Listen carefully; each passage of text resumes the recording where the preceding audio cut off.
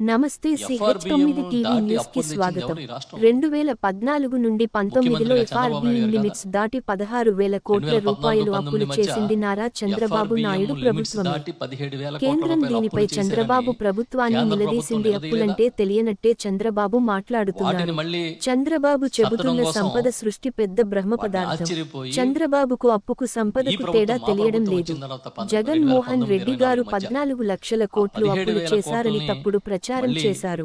Adjust చేసుకుని budget ప్రసంగంలో 6,96,000 కోట్ల రూపాయలు మాత్రమే అని ఒప్పుకున్నారు. 17,000 కురసాల కన్నబాబు గారు, చూపించారు కదా. కాకినాడ అంతకుమించి జిల్లా చేయకూడదు, ముందే వైఎస్ఆర్ మీరు సిపి తెచ్చేసుకున్నారు కాబట్టి అధ్యక్షులు. ఆ 17,000 కోట్లు ఇప్పుడు ఈ లెక్కలో తీసుకుంటామని చెప్పలేదా? మీరేదో చాలా గొప్పగా పరిపాలించినట్టు. అసలు అప్పులంటే మీకు తెలియనట్టుగా అసలు చంద్రబాబు నాయుడు గారు చెప్తున్న సంపద సృష్టి అదొక పెద్ద బ్రహ్మ పదార్థం. అసలు అప్పుకి సంపదకి తేడా తెలియంది ఎవరన్నా ఉంటే మీరే. చాలా విచిత్రంగా మాట్లాడుతూ ఉంటారు. 14 లక్షల కోట్లు అప్పులు తెచ్చామని చెప్పి అప్పులైపోయినాయి రాష్ట్రానికి, చాలా దుర్మార్గంగా అప్పులు చేసేశారని ఒక బ్రాండింగ్ చేయడానికి జగన్మోహన్ రెడ్డి గారిని తప్పుపట్టడానికి ఎన్నికల ముందు విపరీతమైన ప్రచారం చేశారు. ఒక అబద్ధాన్ని నిజం చేయడం కోసం పరితపించిపోయారు.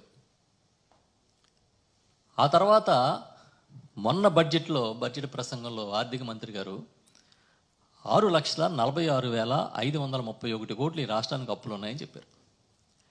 మళ్ళీ ఇవాళ చంద్రబాబు నాయుడు గారు చెప్తారు, అబ్బే లేదు 9 లక్షల కోట్లు పైచిలకు అప్పులు ఉన్నాయి, కావాలంటే నా దగ్గరికి రండి నేను చూపిస్తానంటున్నాడు ఆయన.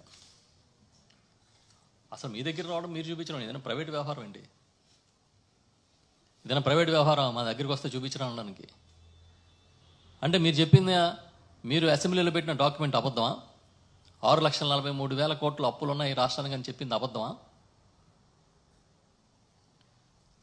14 లక్షల కోట్లని అబద్ధం చెప్పారు. 6,43,000 కోట్లని బడ్జెట్ ప్రసంగాల్లో పెట్టారు. ఇప్పుడు మళ్ళీ 9 లక్షల కోట్లు పైచిలుకు ఉన్నాయి, నా దగ్గర రండి నేను చూపిస్తానంటే మీ బాధ్యత కాదా? ఈ రాష్ట్రంలో అప్పులు ఎన్ని ఉన్నాయో చెప్పడం.